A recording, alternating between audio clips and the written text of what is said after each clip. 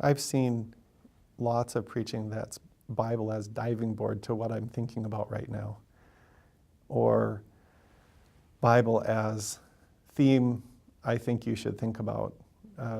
Church in Atlanta, a big African-American Pentecostal church I participated in for a while, just had a basic theme, faith and action, as the life of the church, and they used that text and used James as basically the scriptural focus for the whole church's life. And it ends up being pretty reductionistic, I think, a certain kind of biblical preaching. And it ends up being a lot about the pastor and the pastor's ego and vision. So one of the things I would say is biblical preaching has to mean in some way that it's not about you.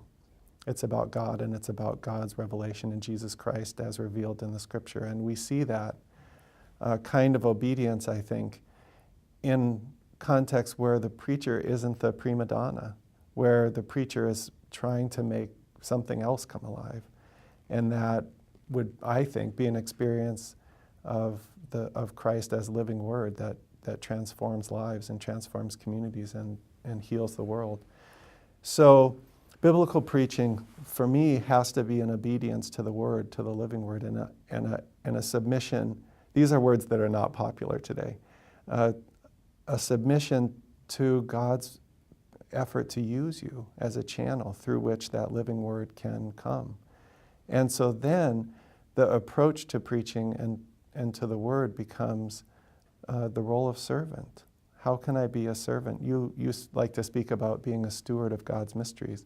Well, I think that's a way to talk about it, steward and servant and one who's obedient to the word. And so then you have a sort of bodily form, a mode for preaching, but the content has to be not this dead story that we should remember, and not this history lesson that's helpful in thinking about where we are now in history, but this address that comes to us and calls us on the mat about what we've done wrong and offers us the opportunity for new life, creates the new life in us. That kind of message is a claim Lutherans have about what Scripture is. Scripture witnesses to the living word, to Jesus Christ.